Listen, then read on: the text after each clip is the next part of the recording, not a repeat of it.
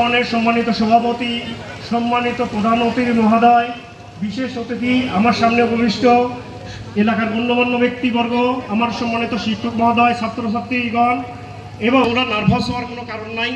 তোমরা ভালো করে পরীক্ষা দিবে, দেখে শুনে পরীক্ষা দিবে, কোনো সমস্যা নাই। এই সময় শিক্ষা ব্যবস্থা নিয়ে একটু কথা বলতে চাই। 1835 সালের আগে আমাদের জেলার সাধারণ শিক্ষার্থী ধর্মীয় শিক্ষা হিসেবে আরবি ভাষা জানতো, আর রাষ্ট্রীয় ভাষা হিসাবে ফার্সি ভাষা জানতো, এবং লোকাল ল্যাঙ্গুয়েজ হিসাবে গুজরাটি কিংবা বাংলা ভাষা জানতো, এবং একটি ঐচ্ছিক বিষয়ে ভাষা সম্পর্কে জ্ঞান থাকতো। কিন্তু এই ব্রিটিশরা আমাদের এই শিক্ষা ব্যবস্থা ধ্বংস করে দিয়েছে। আমি উইলিয়াম ট্যাম্পেরেল তার বই লাস্ট মুঘল বইয়ে এই কথাগুলো লিখেছেন। গত 17 বছর আমরা স্কুলে ঢুকতে পারিনি, এটা চরম সত্য কথা স্যার। আমাদের স্কুলেতে ঢুকতে দেওয়া হয়নি, আমরা আসিও না।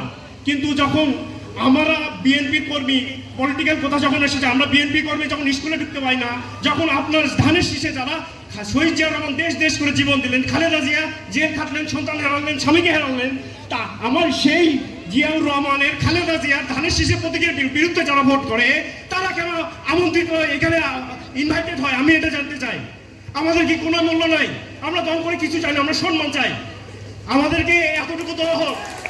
আমাদের নেতা কর্মী কেন অবহেলিত হবে? এই যে হিন্দুদের, সে কেন এখানে ইনভাইটেড হয়? আমি এই কথা জানতে চাই। আমি একটু সাধারণ কর্মী, আমাদের কি চাওয়া পাওয়া আছে আপনাদের কাছে বলেন? আমরা যদি সম্মান না পাই, আমাদেরকে কেন অপমানিত করা হবে বারবার ডেকে ডেকে? আমরা কি এই জন্য এইগুলো করি? দল কি 17 বছর এজেন্ট জেল জুলুম খাটিয়েছি, 10টাকে জেলে গেছি, জেল কেটেছি, এই জন্য কি আমরা জেল খেটেছি? ক্ষুদিরাম বসু কিংবা নজরুল ইসলামকে ব্রিটিশরা বিদ্রোহী বলতো, না সন্ত্রাসী বলতো, কিন্তু আমাদের কাছে তারা হিরো। আমাদের একজন ন্যাশনাল কবি, ন্যাশনাল পয়েট, আর একজন হচ্ছে আমাদের কাছে বীর। তারাও তাদের লেখাতেও অ্যাগ্রেশন আছে। তারাও অ্যাগ্রেশন যদি জায়েজ হয়, আমার অ্যাগ্রেশনও জায়েজ। মনে কিছু করবেন না স্যার, আমি ছাত্র হিসেবে ক্ষমা চাই নিচ্ছি।